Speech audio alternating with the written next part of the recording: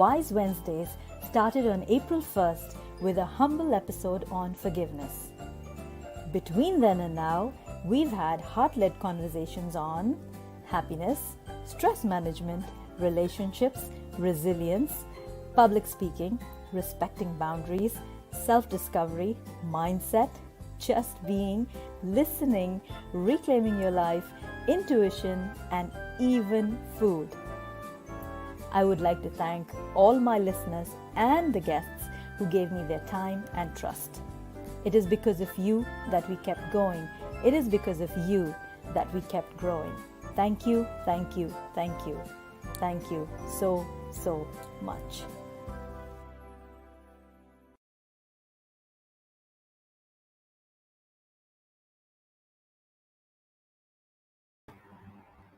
Welcome everybody. Hello.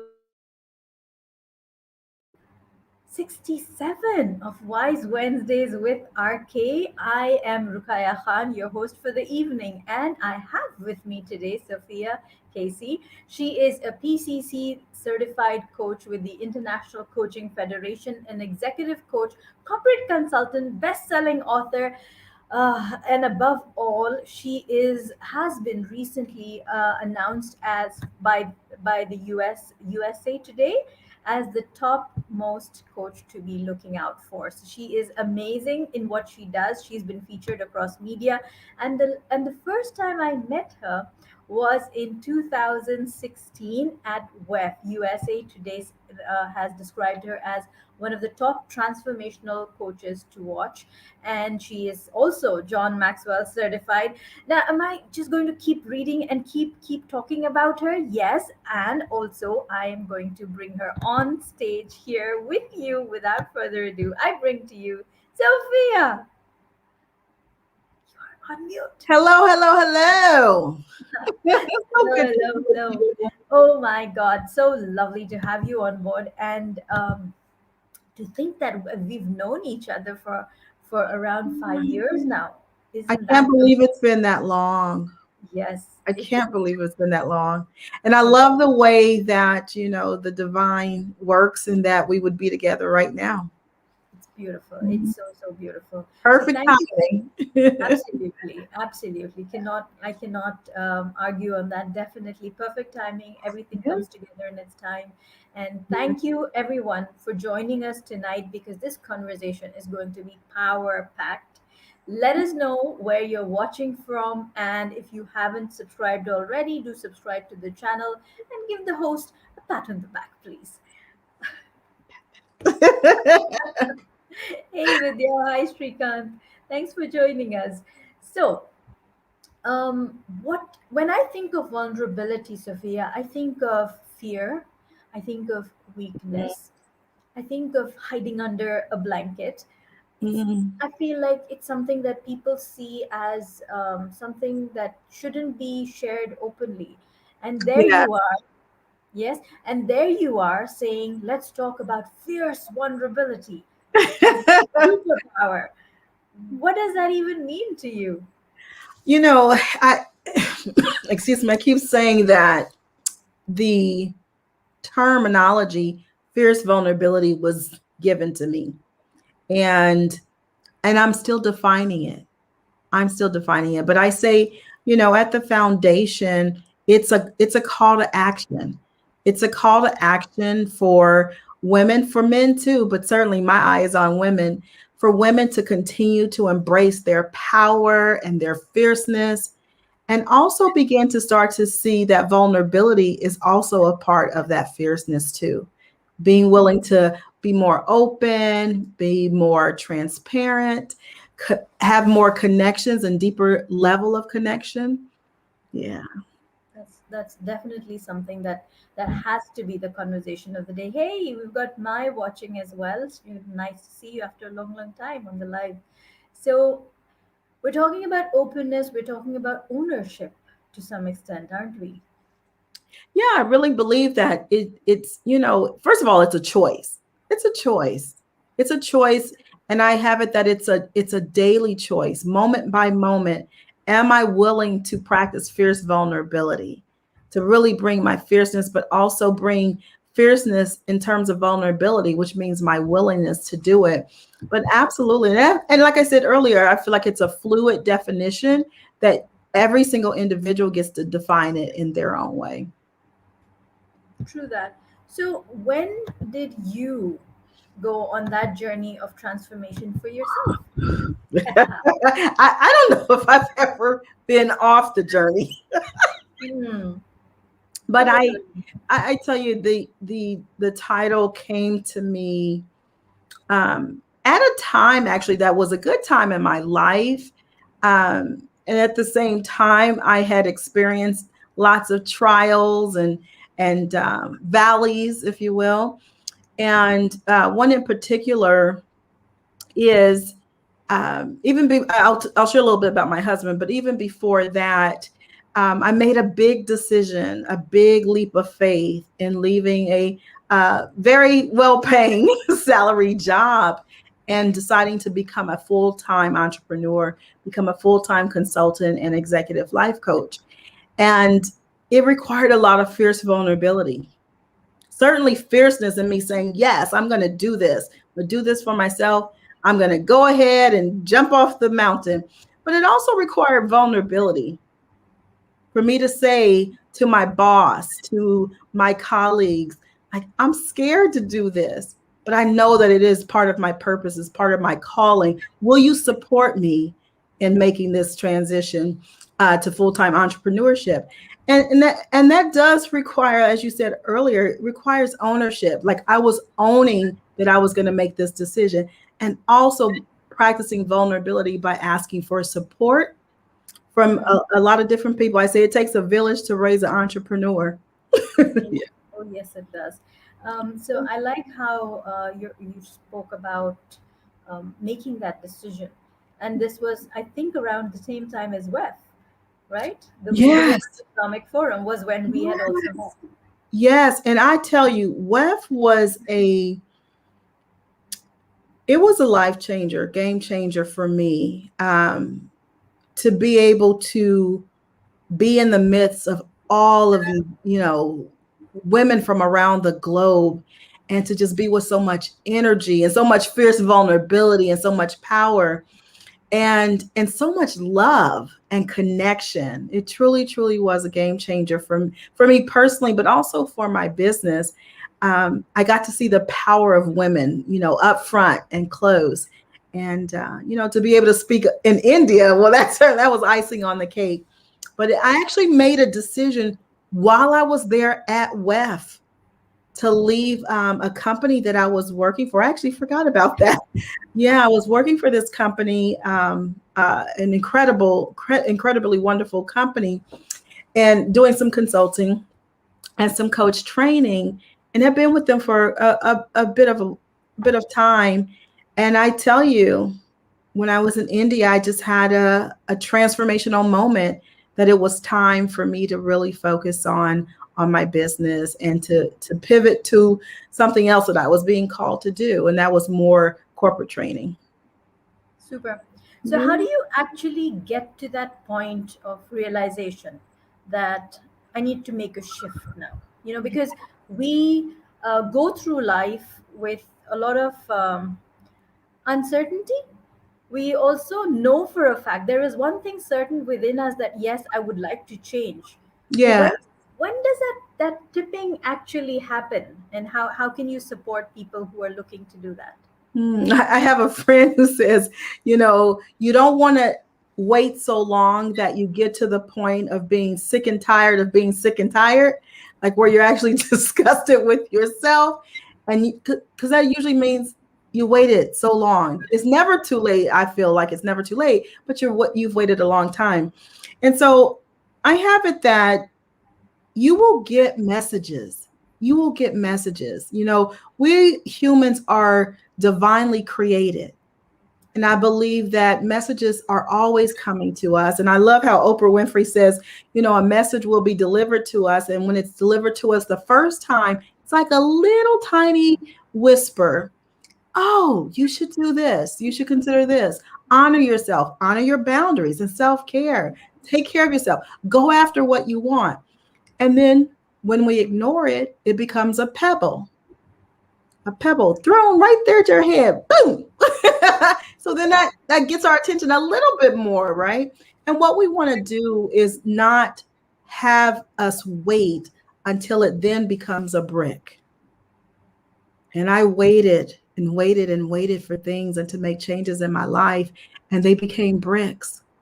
Mm. Yeah, And, absolutely. and a lot of us kind of get there, right? Where life Yes. really does throw a brick at you, and you have to then wake up and say, I have to do something about myself. Yeah. And okay, so you've been sick and tired of being sick and tired. Yes. Life has thrown a brick at you. How do you then move forward? How do you make that decision to be fiercely vulnerable? Well, one of my things I say all the time is first of all, it starts with self-awareness. Self-awareness. And it doesn't necessarily mean that I see everything. There could still be some things in my blind spot, but am I willing to be with myself, be with my emotions, be with how I'm feeling right there in the moment and acknowledge where I am? How many times do we run away from our emotions when those bricks come? How many times do we stay in denial? How many times do we numb ourselves? I know a little bit about that. And so I say, first is self awareness and just acknowledging, like, this, it is what it is. As a very, very famous Michelle Obama said, it is what it is, and to accept it. But then to actually make a declaration to do something about it. And I'm going to put in a shameless plug for our industry, coaching industry. I have found it in my professional career and for a lot of my colleagues and friends that partnering with a coach can be incredibly supportive, because a coach is going to support you. You work with a lot of clients, support you in actually laying out an action plan. But most importantly, a coach can support you around the accountability piece. So you've already made it, you got some awareness, you acknowledge it, you say, okay, I want to change for my life. I'm sick and tired of being sick and tired. I got to do something else. And sometimes what's predictable without accountability is that it never happens. And then one day turns into 25 years, like for one of my clients, where they didn't fulfill upon their dreams. And then they actually partnered with a coach and actually fulfilled upon their dream and actually met their goals in 3 months. Hmm. In 3 months, something that took 26 years. So the accountability is, I really say that is a big, big, big part of it. Okay. Yeah. And what you have developed is the leadership development model, Yes. LOA. So a lot of us call it LOA. For a lot of us in the room would probably mean law of attraction. I love that.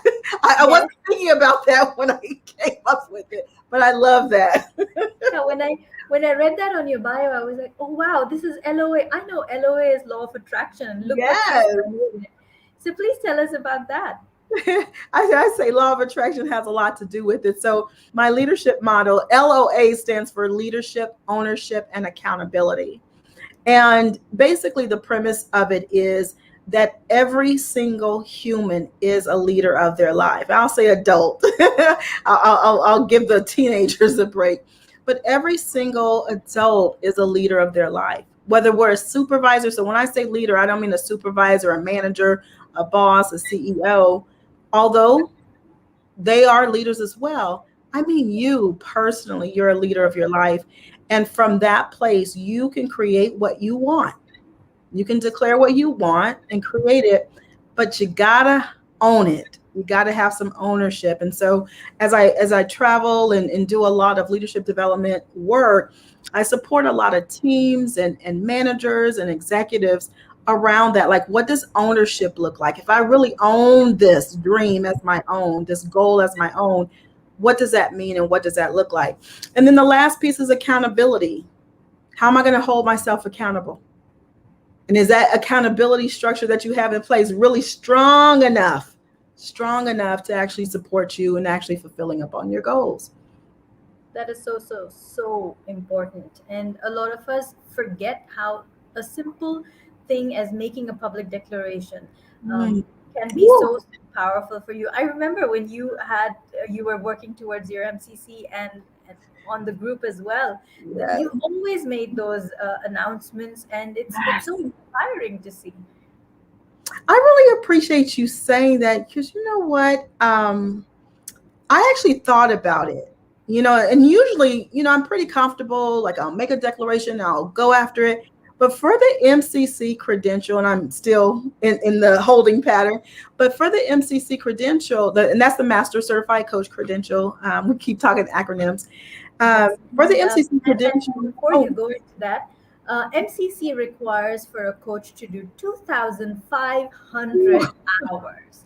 And PCC, which is where both of us are, me and Sophia, yes, requires 500. So, yes, so it's like five times the effort, five times the experience, and five times the mhm. credibility. So, hats off to you for that. Yes. Oh, thank you, and congratulations on your PCC. Thank you. That was quite a journey. I so yeah, though so I went ahead and I hesitated a little bit before making the declaration because I was like, "Oh my gosh. Well, if I declare this means I have to do it.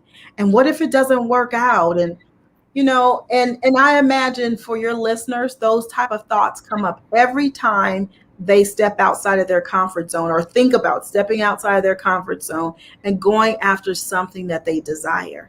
So yeah, there was hesitation, there was fear, and then I say to myself, what would fierce vulnerability do? Hmm. What would fierce vulnerability say? She would say, go declare it and then go make it so. And so I did declare it. And like I said, I'm still in the waiting phase. And that's okay. That's okay because it really was a call forth to me.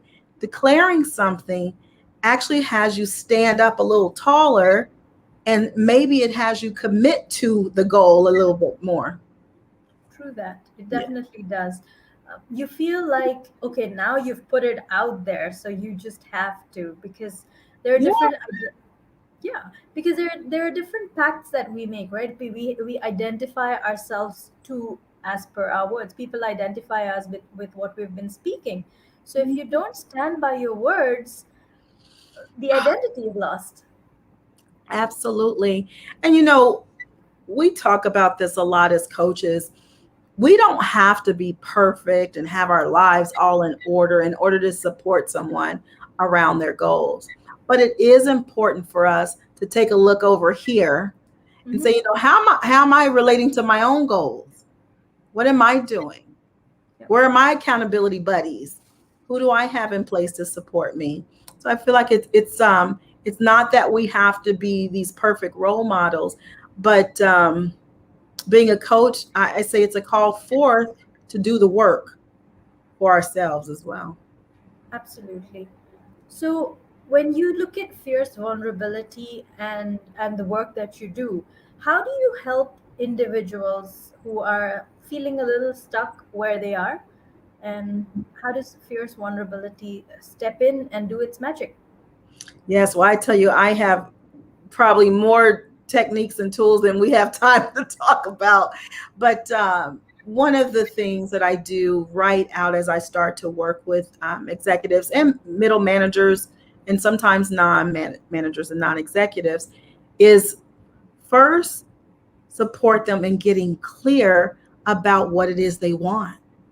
A lot of times, when we talk about our goals, we talk about our dreams, we talk about them in an abstract way, in a fuzzy way Hmm. where it's not so clear and so direct. And as a coach, especially as a PCC level coach, that it's important to be very specific and very clear about what you want so that when you get there, you can say, yes, I got here, or no, I didn't, and I need to make some adjustments. And so I really encourage my clients and even my corporate clients to take a look and say, how can I practice fierce vulnerability along the journey? Because you're going to need it along the journey. So when a deadline slips, what are you going to do? Are you going to stop? Are you going to give up? Or what would fierce vulnerability say? Fierce vulnerability would say, get back up, take a look at your plan. What are the gaps? Make sure you have some support. and keep it moving. Keep moving. Keep it Absolutely. moving. What about those times when you don't have support very close to you? Yes. I I I say we all have support.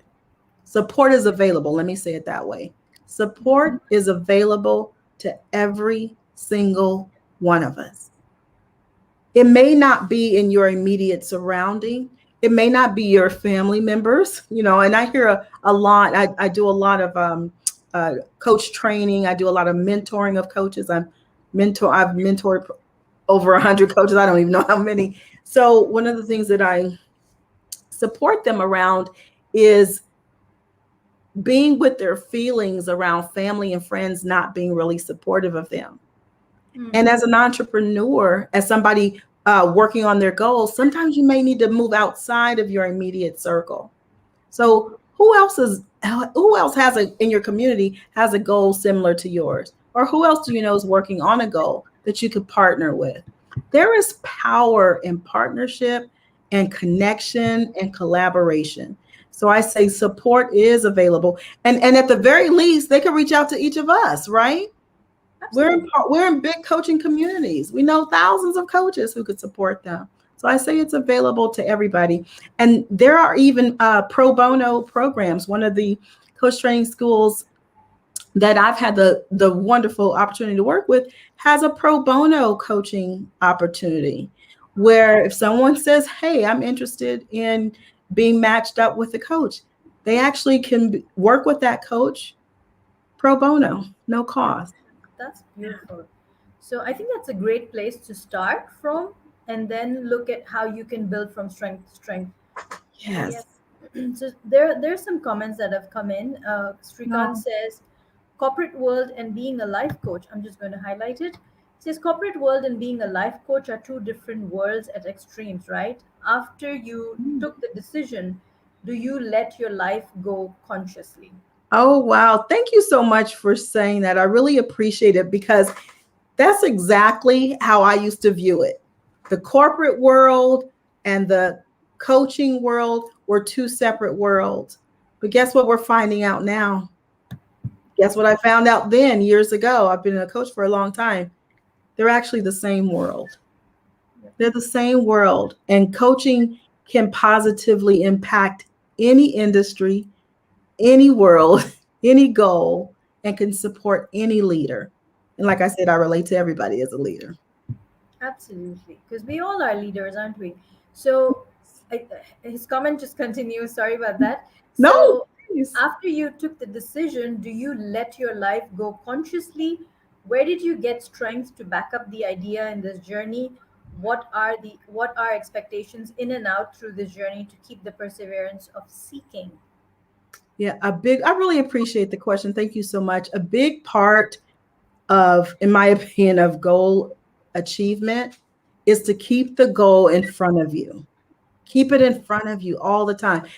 Some people use vision boards so they can see it all the time. They can actually see their vision. I have notebooks. I put post-it notes up on my wall, on my laptop. I have reminders that pop up on my phone to remind me of what I'm committed to. So yeah, I say keep it front and center so that it doesn't get swept under the carpet, but keep it front and center. Right. And how do you have find the strength to keep going? Because I'm sure there are Well, good days and bad days. So how do you oh, how do you there push have them been through? a lot. Yes, there have been a lot. You know, I was just saying to my son about a week ago, because our family we've experienced some tumultuous, very traumatic events. And I said to my son, yes, there will definitely be valleys. There will be down times. Sometimes where you're like, I can't even see my way out of this valley. And there will also be mountaintop times too, where you can look out and see all that you've accomplished and all that you've done. And my prediction is that the mountaintop times will far outweigh the valleys. And so, what keeps me going is to remember that. And also, my faith. I have an enormous amount of faith. I was raised by a lot of ministers, and so that certainly contributed to my faith. And I've actually seen the results of having faith and believing that something will be so. So having faith, and also I'll keep saying it, support, support. Because when you are in those down times, when you are in those valley moments, sometimes you may need somebody to remind you of who you are. You know, and then one of the other things that I use quite a bit is some people, I guess, would relate to them as like affirmations, where, I literally will call out, in the privacy of my own space, who I am. So I use these I am words, and I'll just do the statement, I am, and then I finish the words. I am fierce vulnerability. I am a woman from incredible ancestors. I am sisterhood. I am power. So just to keep telling myself that is really supportive as well. Absolutely. Yeah. It's all about what you're telling yourself. What are the conversations that you are having with yourself? Yes. Yeah, it's all And to about that. keep your eyes on the prize. Keep it front and Mm, center. true. So Sophia, we've spoken about your journey, we've spoken about the valleys and things and all of that. Now I'm just wondering, what is it about vulnerability that people kind of want to push it away? We feel like, Cool. oh, it's a weakness. Sure. Uh, Tell us about that. Well, I believe a big part of it is that, people have gone and taken a step outside their comfort zone, and they've been vulnerable just to be betrayed, Hmm. just to have their vulnerability be betrayed, or their secrets or what they're going through to be shared with other people. I mean, we see it all the time, every day in the media, right?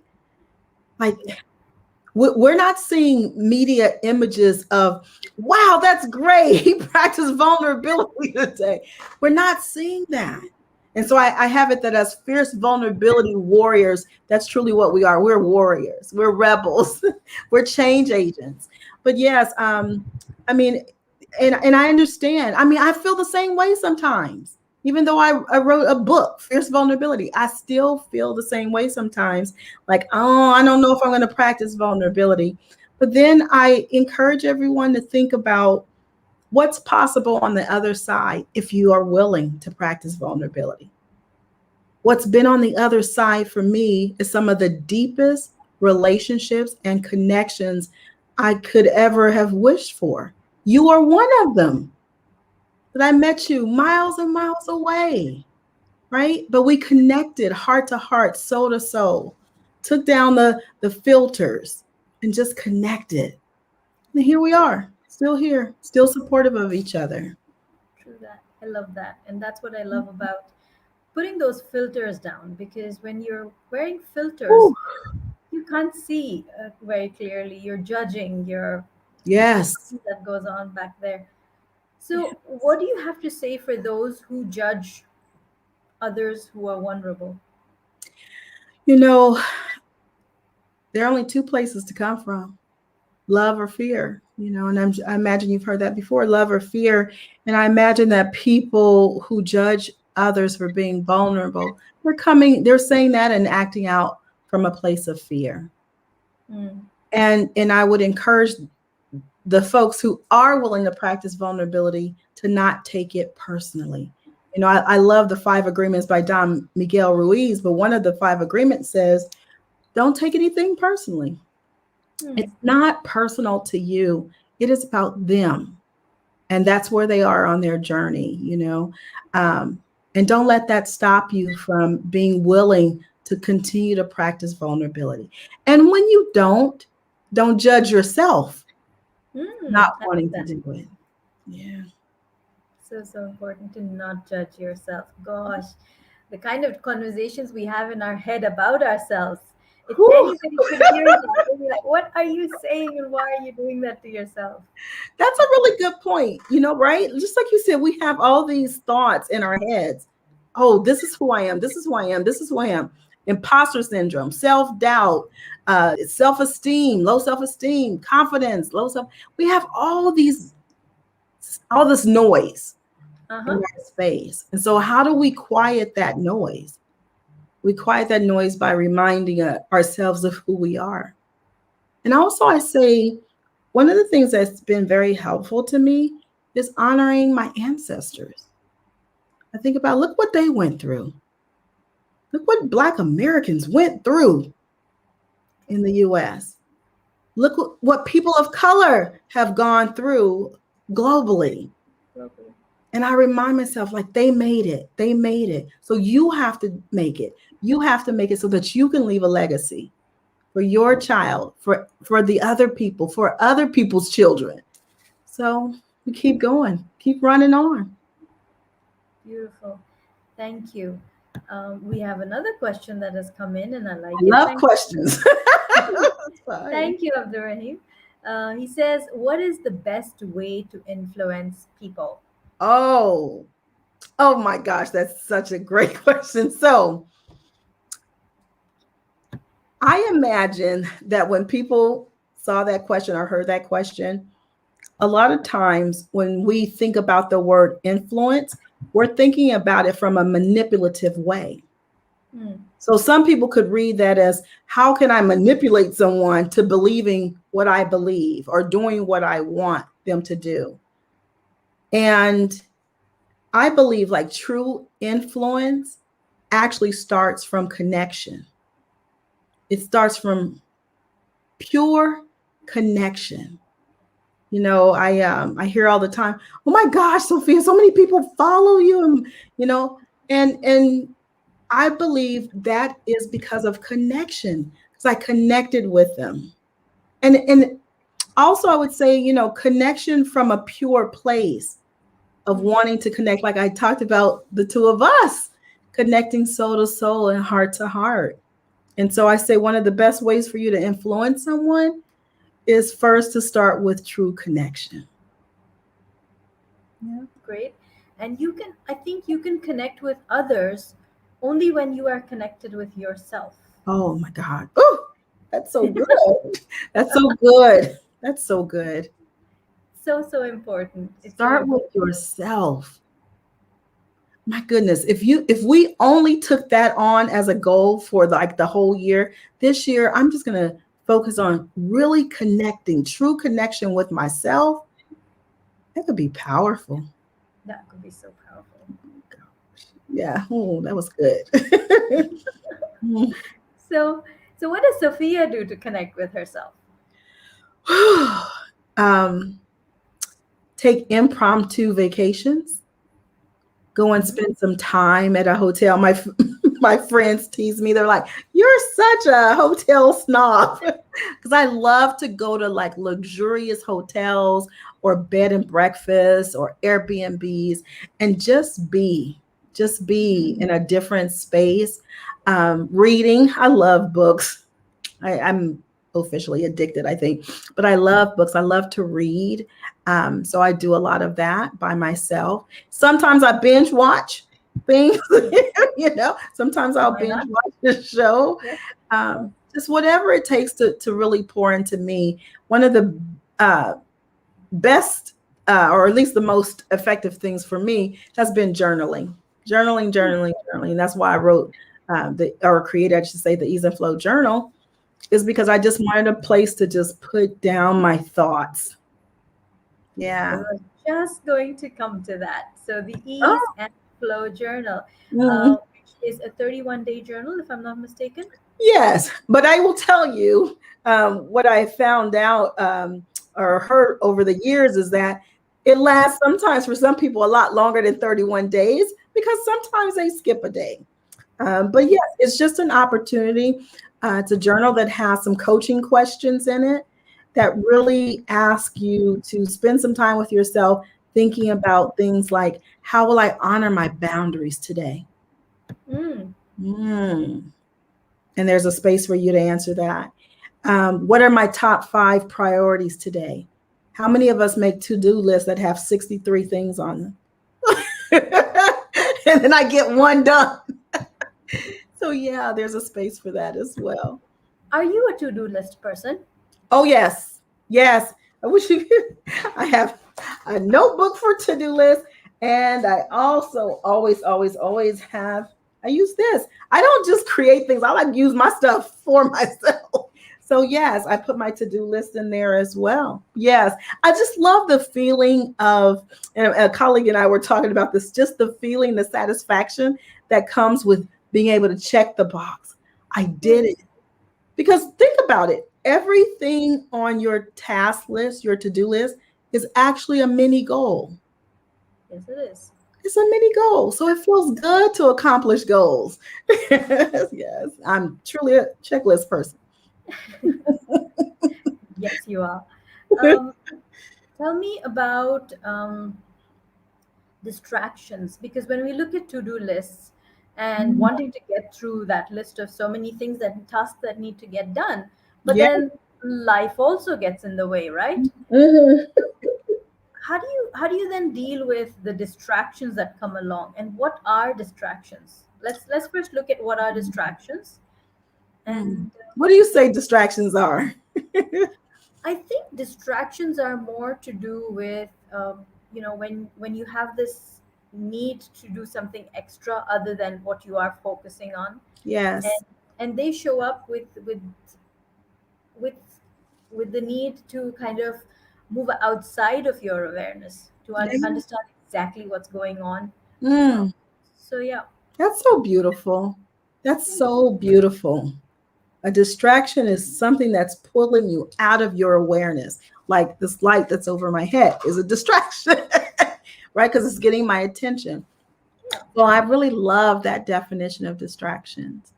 And I am easily distracted. You know, I have a lot of squirrels outside. I love watching birds. And so at any given time, I can be distracted.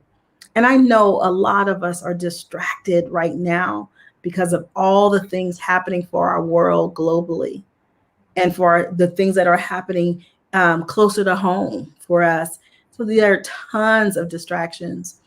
And what I have found to be very supportive of me and my clients as well is to practice some type of mindfulness techniques, getting quiet. We just talked about some, journaling, prayer, but getting still. Sometimes I actually say to myself, Sophia, be still, be still. And also, so we've been talking about making sure you have the accountability structure in place. What if you actually put in your schedule, like it becomes a part of your schedule to just be still? Hmm. Just be still. What if you put that on your calendar? Be still, be still, be still. Every time you go to your phone, what if you had some type of background picture that said, be still? Be still. One of my favorite Bible verses says, be still and know that I am God. Like, just be still, sit down. And so, how can you remind yourself to be still? And just practice some mindfulness techniques. I have thousands. I could share a whole lot more. Tell us three of them. Oh my gosh.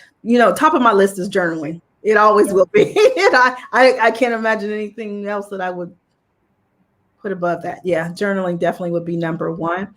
Also, play. Play, play, play. Once we become of age and go off to the university, go off to work, become parents, we stop playing. I love to play. I love to play. I play at work. I play in my home. I love to play. So I would say that's the second thing. How can you actually play, like every week, have some time just for you to actually experience play? Like this later on this week, some of my colleagues and I are going to go and do like an improv kind of activity, like where we literally improvise. We're given a word or a thought, and then we improvise some type of solution to that. So it's just an opportunity to play. That's why I love having a son, because he likes to play and he reminds me of that. I would say the third thing is, again, that alone time, the Hmm. time to replenish and pour back into yourselves. And like I said, I work with a lot of coaches, and that profession has us constantly pouring out, pouring out. Even if I'm not saying anything to my client, just being there in the space and holding the space, the sacred space for their stories, for them to share their stories, their story. That still requires my energy. And so I really believe that that can be a very, very supportive thing to do, is to just be still, have some time for yourself, especially with all that we're going through. What I'll say lastly about that is, I thought about this about a month ago. I said, wow, we have so much coming at us. The pandemic, and here in our country, race relations, actually around the world, race relations, we have so much coming at us. So I said, when the stimuli, all these things coming at us, when the stimuli goes up, my self-care is going to go up even double. And a lot of times, what happens usually, the self-care is the first thing that goes. I actually just had this conversation with the client. The clients experience a lot of stress right now because a lot of companies are experiencing a lot of stress. And the first thing that client and their peers took off of their calendar was a 30-minute, they would have like a 30-minute lunch time just to connect. It's the first thing to go. Yep. Because we don't have time for it now. I said, no, you need to increase the time. Exactly. So when I'm looking at corporate trainings and workshops and stuff that organizations used to have, I now see that that's all gone down, and I'm just wondering, now is the time you need it the most, because now is the time when your staff and employees are literally sitting on a time bomb. There's so much of stress that's going on. Now is the time to bring in the coaches. But anyway. And you know what? And as I work with a lot of corporations, and employees are asking for it. They may not be saying the words, they may not have it figured out in terms of how it will look, but they are asking for support in navigating all of this, support in just being with it, support in trying to figure out, returning to work, going back into the building. It's a lot.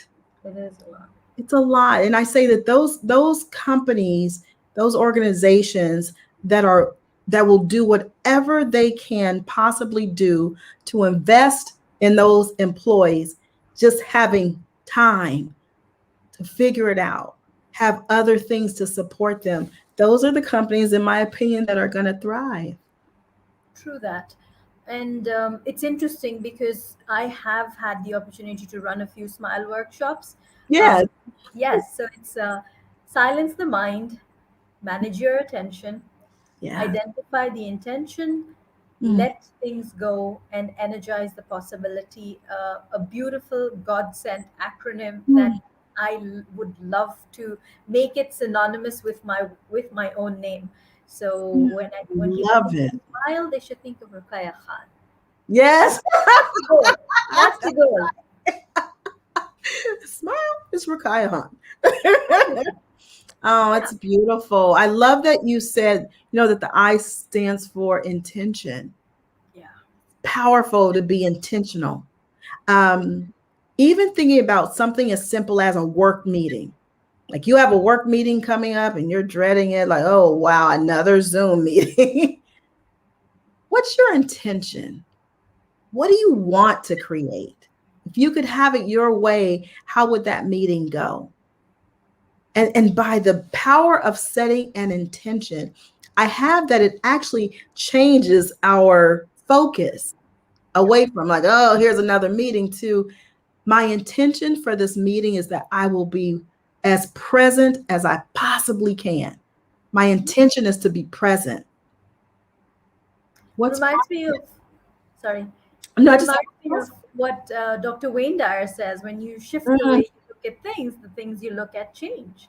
Yes, right? yes. I love Wayne Dyer. I'm a big fan of his quotes. Yes, he's amazing. Yes. And right after intention comes L, which is let things go.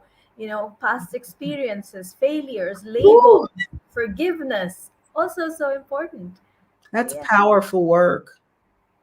And you really want to make sure you're supported around that work, Yeah. letting go and forgiveness. And I'm so grateful, that we are in a profession that supports a lot of that, but also there are so many other professions that can also be a support, like counseling, therapy, community connection, community work.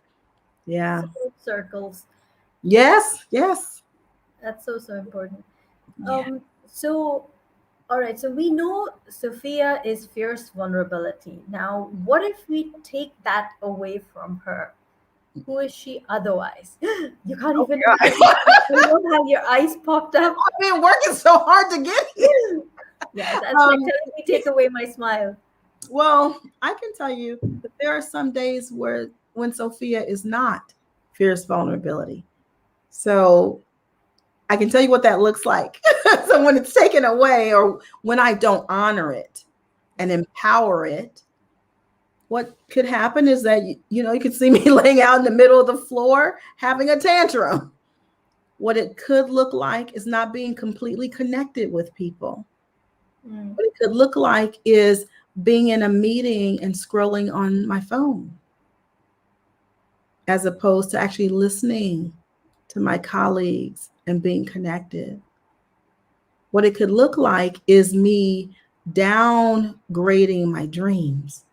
Oh my gosh, that dream is too big, Goosebumps. right? Downgrading your dreams? No. No, so that's what it could look like if fierce vulnerability was taken away from me. But I'm so grateful that it won't be taken away from me, and that it's, like I said at the top of this conversation, it's a daily choice. So today I choose fierce vulnerability, and sometimes even in the moment, oh my gosh, I feel scared about this, or I feel uncomfortable, or I feel angry, about what he or she just said. What would fierce vulnerability say? What would fierce vulnerability do right now in this moment? Fierce vulnerability would say, have a conversation with your boss. Share how you're feeling about it. Fierce vulnerability would say, have that family meeting, Mm. have a real conversation around what's not working and how you want it to go. So that's what I keep asking myself all the time. What would fierce vulnerability say? So you said have that conversation with your boss. You said have that conversation with the family. Mhm. Uh, what if the connection with the boss or the family isn't quite right? Goes What? back to what you said earlier. What's your intention? Hmm. What's your intention for that relationship? How do you want it to go? What do you want to create? See, it all comes back to what we talked about earlier: leadership, ownership, and accountability. It comes back to leadership. If you're a leader of your life, right? What's your intention? And also from the ownership part, what part can you own? True that. That connection is not where you want it to be. What can you own? And how can you be accountable? How can you hold yourself accountable to create something differently?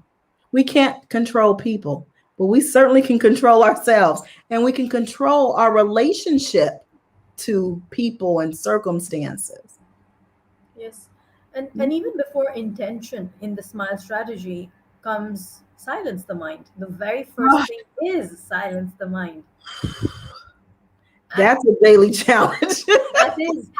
So you start with the big. It's like eat that frog, right? Brian Tracy says eat that frog. Start with the toughest. Yeah. So when I received it, I was told that the very first thing to do would be to silence the mind, and Yes. then to manage your attention, because your Mm, attention could go scatter all over the place. But then you need to first silence your mind, receive what's coming to you, manage your attention, set your mm. intention, move forward. I love that so much. I love acronyms, first of all. So I really love, like, LOA. I really love that acronym.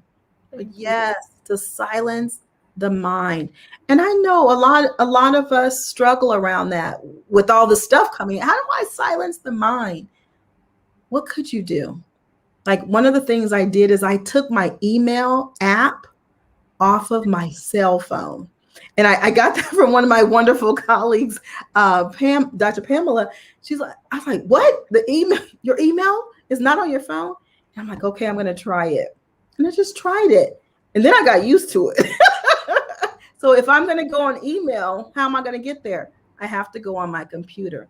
And even though I could go through the internet browser and go on email, that requires more work. So along the way, I have time to notice, up, I'm going against my boundaries. I'm not honoring my boundaries. Yeah. I have a friend who picks up his phone only twice in a day, and he has a time bracket. I initially found that really weird. I found that really weird.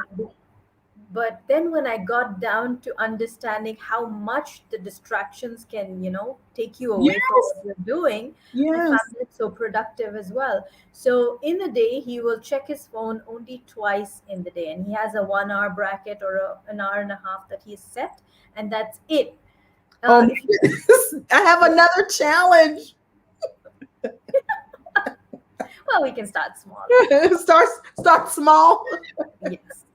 So That's maybe incredible. not twice a day, but maybe once in an hour or something like that. Instead of Yes. roaming around with your phone all the time, you're tied to your phone.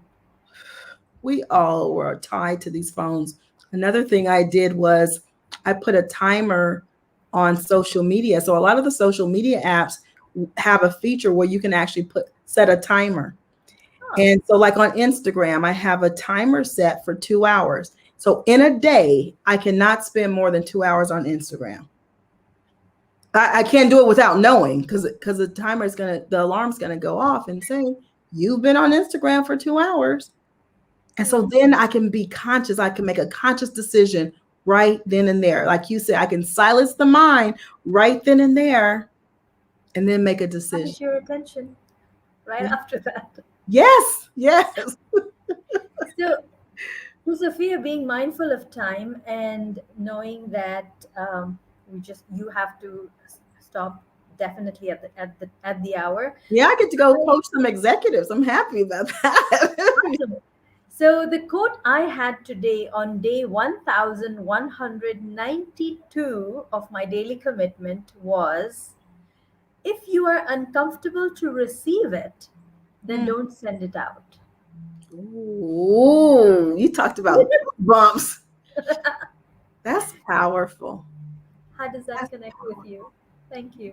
It says that I am willing to only put out what I want to receive.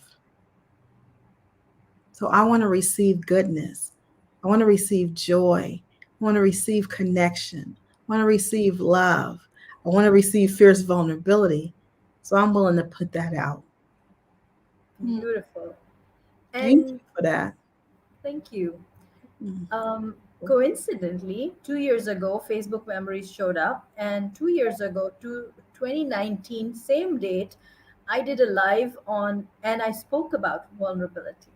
Oh wow. I gotta hear that. You gotta send it to me. I will. I will. I reshared it. I reposted it on my wall. But it was interesting when it showed up. I was like, "Wow!" As you said, the timing's always divine. So it was beautiful to look back from 2 years ago when I was speaking on the same topic, and imagine to be speaking with you, the queen of fierce vulnerability, on the show tonight. So thank you for saying yes, and thank you for making this happen. It's my pleasure. I'm so grateful. And there are no coincidences. Oh no, I don't believe in them as well. No, no, It's all divine. it's so divine and it's so good to be with you. And I mean that, be with you. Here. Yeah. So, what would you like to share with the listeners as closing comments? What would fierce vulnerability say? What would fierce vulnerability do? And finish the statement, I am. Keep doing that every single day. I am, I am, I am. Reminding yourself of who you are. And I'm grateful and would love to. I was about to say I would love to be a part of this community. I'm already a part of it. You are. I'm grateful to be a part You of this are. community. Because the speakers that I invite to these conversations are people from my circle of genius, as I like to call them. So, Yes. so Yes. wherever I may have met you at an event or on social media or wherever, it's people I know, people I respect and have a lot of value for. So yes, I am grateful. Thank you Mm. so much. Thank me. Thank you. Thank you. So I'm going to type in I am grateful because anyway, every day that Oh, I I finish love that. my daily videos, I put in an affirmation. I use the power of I am. So Mm. yeah. So I finish the quote and I say, I am whatever. If this conversation was of value to you, please write in comments saying I am whatever comes to my mind that day. And today I had typed in I am thankful. And Mm. definitely a very, very gratifying day, a day full of lots of moments of waiting for this conversation, and Yes. so Yes. it's unfolded so beautifully. So Mm. thank you everybody for joining us, Thank and you. Yes. thank you. And if again, if this conversation has been of value to you, please type in comments saying I am grateful, Mm. and I will catch you on the next week. Thank you. Have a great rest of the day, rest of the evening, wherever you are. Until next time. Thank you Mm. so, so much.